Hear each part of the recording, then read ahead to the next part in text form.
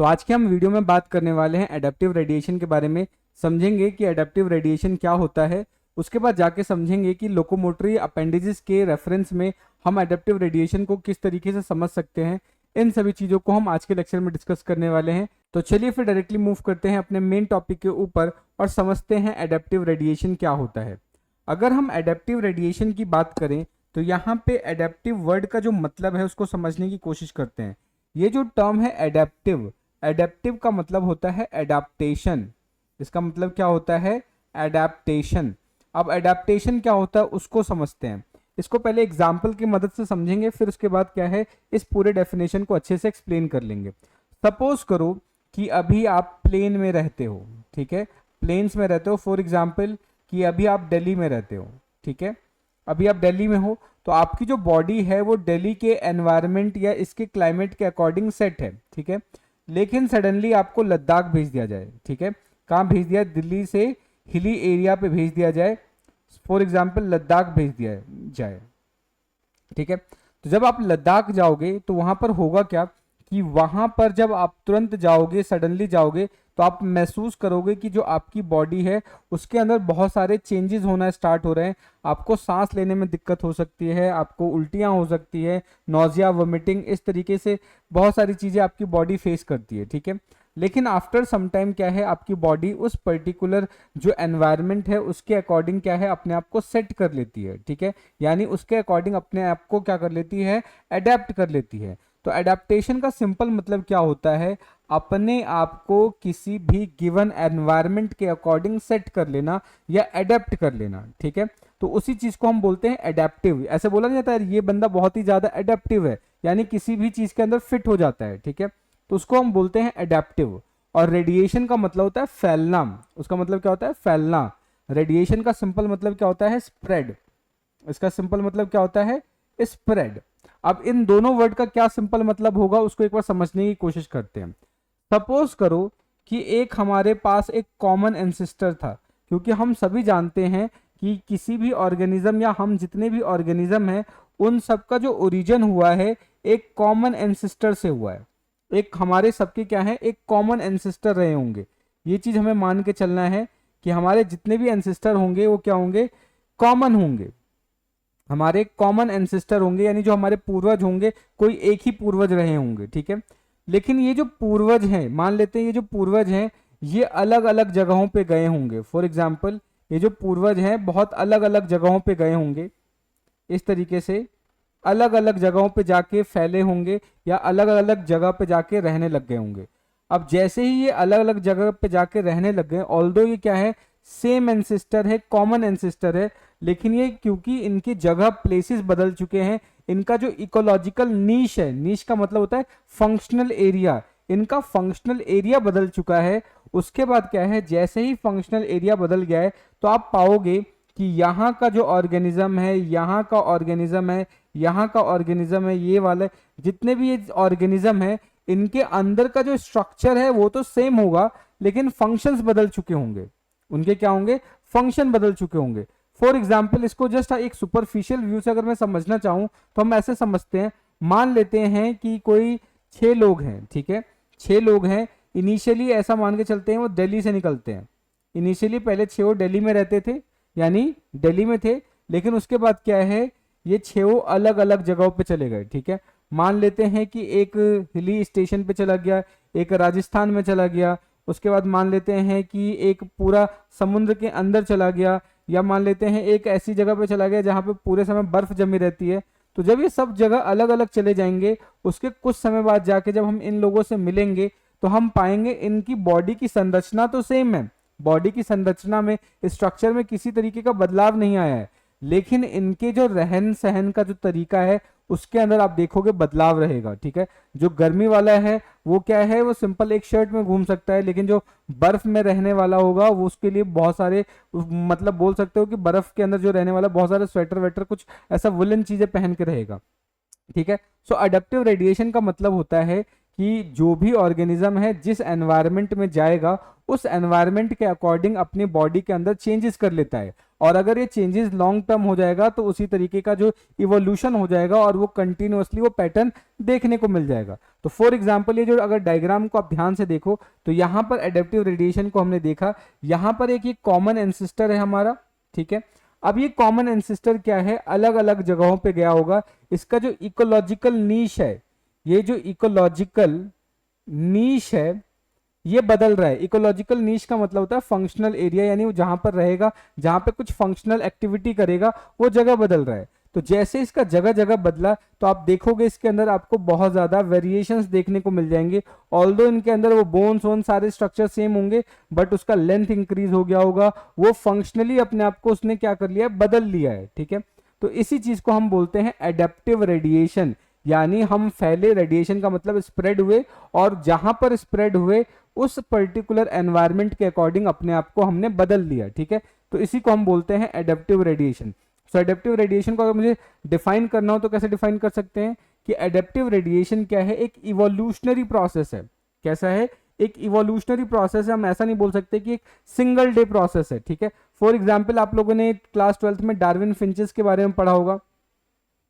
Darwin finches ये भी इसका एग्जाम्पल एडेप्टिव रेडिएशन का, लेकिन हम यहाँ पे लोकोमोटरी वाला पढ़ रहे हैं तो ये इसका एग्जाम्पल नहीं होगा, ठीक है। बट डार्विन फिंचेस से हम इसको पढ़ सकते हैं, ठीक है। जो गैलोपैगोस आइलैंड के अलग अलग जगहों पे देखा था, उसके बीक्स के अंदर आपने देखा था डिफरेंसेस आ गए थे। तो हमें ये समझना होगा कि ये जो एडेप्टिव रेडिएशन है ये क्या है, एक टाइप का इवोल्यूशनरी प्रोसेस है, जहां पर एक सिंगल एंसेस्ट्रल स्पीसीज यानी एक कॉमन एंसेस्ट्रल स्पीसीज अपने आप को बहुत तेजी से डाइवर्सिफाई करता है। कि क्यों डाइवर्सिफाई करता है, ताकि वो जिस इकोलॉजिकल नीश में जा रहा है उसके अकॉर्डिंग अपने आप को वहां पर फिट कर सके, वहां पर अपने आप को फिल कर सके। तो इस तरीके के जो होने वाले चेंजेस हैं इसी को हम बोलते हैं एडेप्टिव रेडिएशन। तो एडेप्टिव रेडिएशन क्या है, एक इवोल्यूशनरी प्रोसेस है, यानी लंबा समय लगता है, जहां पर कोई भी ऑर्गेनिज्म, कोई भी कॉमन एंसेस्ट्रल स्पीसीज जब जाता है तो उस एनवायरनमेंट के अकॉर्डिंग अपने बॉडी के अंदर बदलाव कर लेता है। इसी चीज को हम क्या बोलते हैं, एडेप्टिव रेडिएशन बोलते हैं, ठीक है। सो आई होप आपको ये डेफिनेशन अच्छे से क्लियर हो गई होगी। अगर फिर भी कोई डाउट बन रहा है, कोई सजेशन है तो आप कमेंट करके बता सकते हैं, ठीक है। अब हमारा जो आज का मेन टॉपिक है कि जो हमें एडेप्टिव रेडिएशन है वो लोकोमोटरी अपेंडेजेस के बेसिस में हमें बात करना है। मींस कि एक कॉमन एंसेस्टर है, अगर वो अलग अलग जगह पे गया है तो उसके लोकोमोटरी अपेंडेजेस में क्या बदलाव देखने को मिला है, हमें वो बात करना है। ऑल्दो एंसेस्टर सेम है, एंसेस्टर सेम है इसका मतलब क्या है, सारे स्ट्रक्चर सेम होंगे। यानी यहां पर ध्यान रखना है कि adaptive radiation basically homologous organ का एग्जाम्पल होता है। प्लीज ध्यान रखेंगे कि एडेप्टिव रेडिएशन किसका एग्जाम्पल होता है, होमोलोगस ऑर्गन्स का एग्जाम्पल होता है। अब ये होमोलोगस ऑर्गन्स क्या होते हैं, होमोलोगस ऑर्गन ऐसे ऑर्गन्स होता है जिनका ओरिजिन सेम होता है। इनका क्या होगा, ओरिजिन सेम होगा, लेकिन ये फंक्शन अलग करेंगे, फंक्शन डिफरेंट। तो ऐसे स्ट्रक्चर जिनका ओरिजिन सेम होता है लेकिन फंक्शन अलग परफॉर्म करते हैं उनको होमोलोगस ऑर्गन्स बोलते हैं, ठीक है। और एडेप्टिव रेडिएशन आपके होमोलोगस ऑर्गन को रिप्रेजेंट करता है, ये चीज आपको याद रखना है। तो इस लेक्चर में हमें बात करना है कि किस तरीके से एडेप्टिव रेडिएशन की वजह से लोकोमोटरी ऑर्गन के अंदर क्या क्या बदलाव देखने को मिलते हैं, उनके बारे में डिस्कस करना है हमें, ठीक है। तो सबसे पहले हम बात करते हैं यहाँ पे कॉन्सेप्ट ऑफ होमोलोगी। तो अभी मैंने बताया आपको कि जो एडेप्टिव रेडिएशन है बेसिकली वो किसको रिप्रेजेंट करता है, होमोलोगी या होमोलोगस ऑर्गन का ये एग्जाम्पल है। ये चीज आपको याद रखना है। फॉर एग्जाम्पल अगर हम बात करें कि वेल्स के जो फ्लिपर होते हैं, बैट के विंग्स हो गया, हॉर्स का लेग हो गया या ह्यूमन का हैंड हो गया, इन सब का क्या है, फंक्शन अलग अलग होता है लेकिन इनका जो स्ट्रक्चर है वो सेम होता है। मतलब जैसे सपोज करो ह्यूमन का हैंड है, इसका काम क्या है, ग्रैस्पिंग का है, इसका क्या होगा, रनिंग का है। वेल का तैरने में हेल्प करता है, बैट का उड़ने में हेल्प करता है। इनका फंक्शन अलग है लेकिन सबके अंदर जो बोन्स है, बोन्स सेम है, इनका स्ट्रक्चर क्या है, सेम है। तो इस तरीके के स्ट्रक्चर्स को हम क्या बोलते हैं, होमोलोगी बोलते हैं। और जो एडेप्टिव रेडिएशन है वो होमोलोगी ऑर्गन्स के एग्जाम्पल में आप इसको पढ़ सकते हो, ठीक है। तो ये चीज आपको याद रखना है।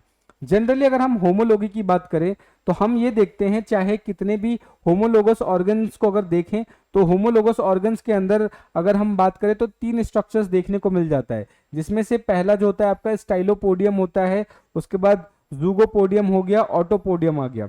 स्टाइलोपोडियम के अंदर आता है बेसिकली आपका पैरोक्सिमल बोन्स। पैरोक्सिमल बोन्स का मतलब होता है एक ऐसा बोन जो बेसिकली क्या है, आपका जो मेन बॉडी है उसके पास में हो।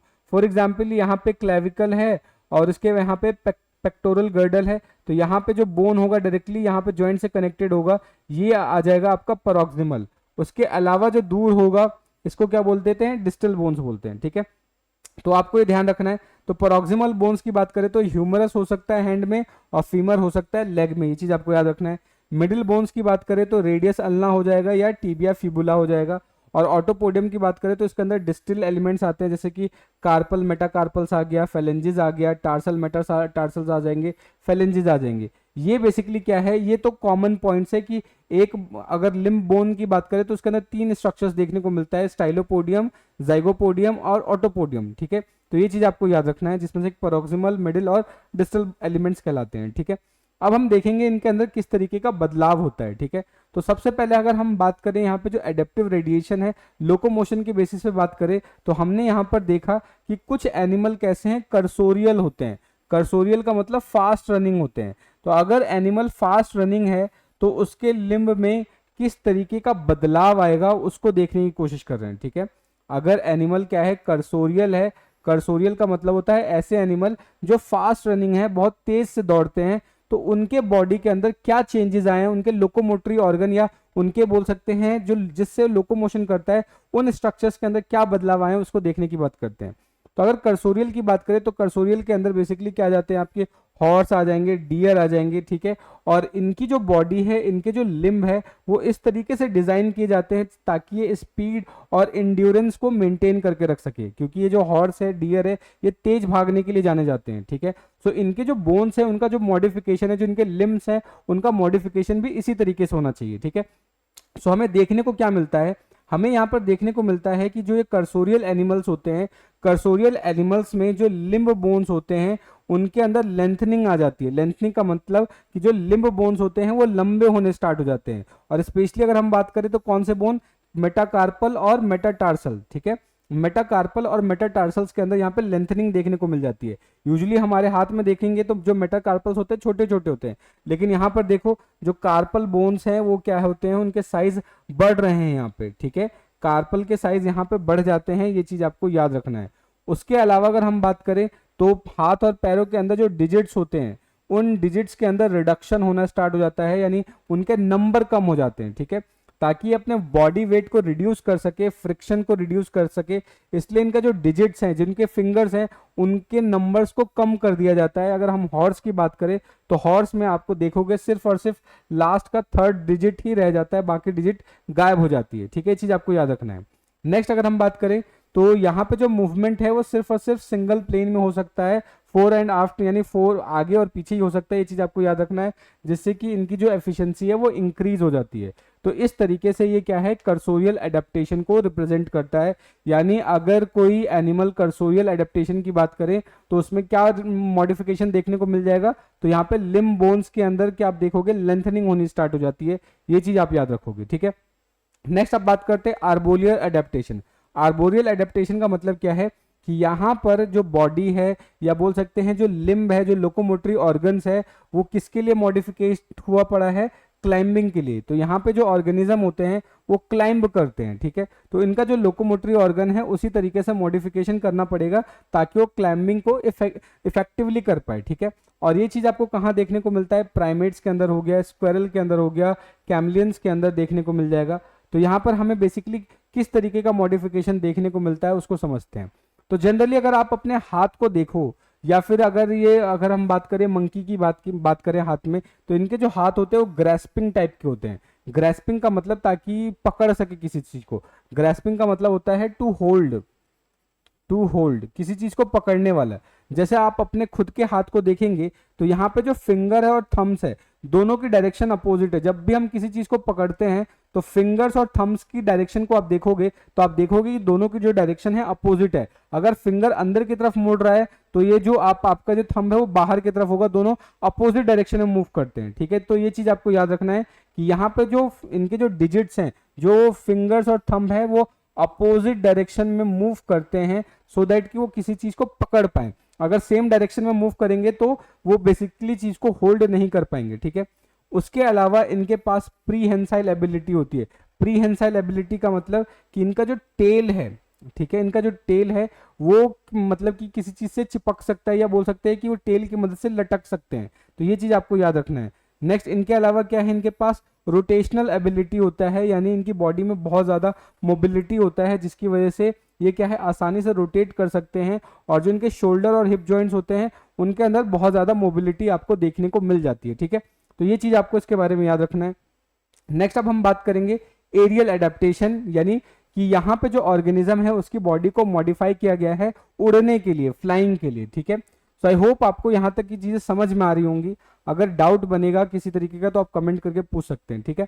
तो अब यहाँ पे जो बॉडी है वो किसके लिए मॉडिफिकेशन यहाँ पे देखने को मिलेगा, तो आप देखोगे कि यहाँ पे जो मॉडिफिकेशन है वो फ्लाइंग के लिए, यानी यहाँ पे जो भी ऑर्गेनिज्म होगा वो उड़ रहा होगा, ठीक है।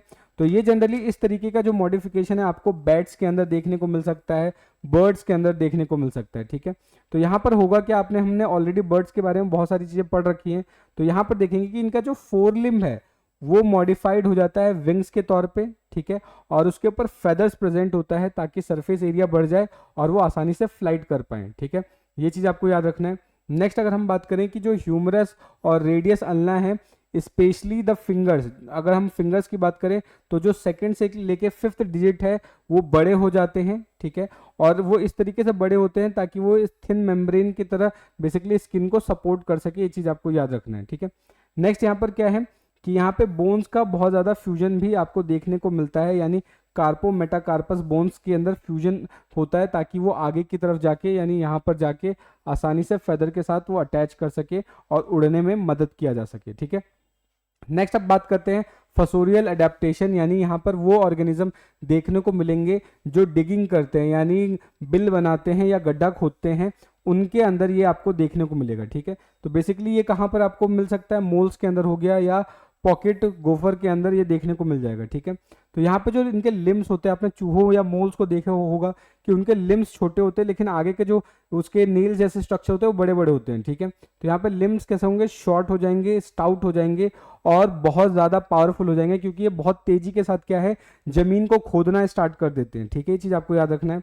नेक्स्ट अगर हम बात करें जो ह्यूमरस है और क्लॉज है, ह्यूमरस बोन और जो क्लॉज है उसके अंदर ब्रॉडनिंग देखने को मिल जाती है। ब्रॉडनिंग का मतलब वो फैल जाता है, ठीक है। ये चीज आपको याद रखना है, जिसकी वजह से वो शॉवल की तरह वर्क करता है। शॉवल बोल सकते हैं कि वो खोदने वाला जो हथियार होता है उसकी तरह ये वर्क करेगा। ये चीज आपको याद रखना है, ठीक है।